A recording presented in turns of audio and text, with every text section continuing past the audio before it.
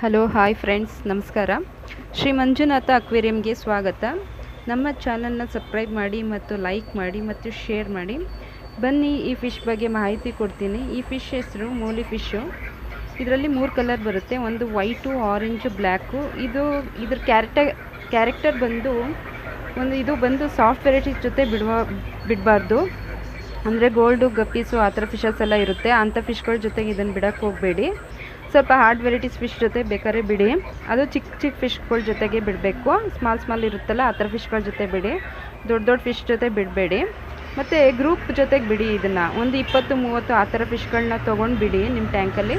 ಚಿಕ್ಕ ಟ್ಯಾಂಕಲ್ಲಿ ಇದ್ರೂ ಪರವಾಗಿಲ್ಲ. ದೊಡ್ಡ ಟ್ಯಾಂಕಲ್ಗಾದರೆ ಜಾಸ್ತಿ ಹಾಕಿ. ಚಿಕ್ಕ ಟ್ಯಾಂಕಲ್ಲಿ ಇರುತ್ತೆ, ಆರಾಮಾಗಿ ಬೆಳೆಸ್ಬೋದು ಇದನ್ನು. ಇದು ಕಂಪಲ್ಸರಿ ಆಕ್ಸಿಜನ್ ಇರಲೇಬೇಕು ಈ ಫಿಶಸ್ಗೆ. ಇದು 1 ತಿಂಗಳಿಗೆಲ್ಲ ಅಡಲ್ಟ್ ಆಗುತ್ತೆ ಈ ಫಿಶಸ್ಸು. ಅಡಲ್ಟ್ ಆದರೆ ಮರಿಗಳು ಹಾಕುತ್ತೆ. ಆ ಮರಿಗಳ ಹಾಕಿ ಇದು ಮೊಟ್ಟೆ ಇಡೋದಿಲ್ಲ, ಡೈರೆಕ್ಟಾಗಿ ಮರಿ ಮಾಡುತ್ತೆ. ಆ ಮರಿಗಳನ್ನ ಸಪ್ರೇಟಾಗಿ ಬಿಡಬೇಕು. ಅದು ಸಪ್ರೇಟಾಗಿ ಫುಡ್ ಹಾಕಬೇಕು ನೀವು. ಒಟ್ಟಿನಲ್ಲಿ ಎಲ್ಲದಕ್ಕೂ ಆಕ್ಸಿಜನ್ ಕಂಪಲ್ಸರಿ ಇರಲೇಬೇಕು ಈ ಫಿಶಸ್ಗಳಿಗೆ. ಆಮೇಲೆ ಇನ್ನೊಂದು, ಇದು 2 ಟೈಮ್ ಫುಡ್ ಹಾಕ್ಬೇಕು ನೀವು. ಬೆಳಗ್ಗೆ ಒಂದ್ಸಲಿ, ರಾತ್ರಿ ಒಂದ್ಸಲಿ, 2 ಟೈಮ್ಸ್ ಮಾತ್ರ ಫುಡ್ ಹಾಕಬೇಕು. ಮತ್ತು ಮಕ್ಕಳೆಲ್ಲ ಏನು ಮಾಡ್ತಾರೆ, ಹೋಯ್ತಾ ಬರ್ತಾ ಜಾಸ್ತಿ ಫುಡ್ ಹಾಕ್ಬಿಡ್ತಾರೆ. ತಿಂದ್ಬಿಟ್ಟು ಬೇಗ ಹೊಟ್ಟೆ ಉಟ್ಕೊಂಡು ಸಾಯೋ ಚಾನ್ಸಸ್ ಜಾಸ್ತಿ ಇರುತ್ತೆ ಈ ಫಿಶ್ಗಳಿಗೆ. ನೀವು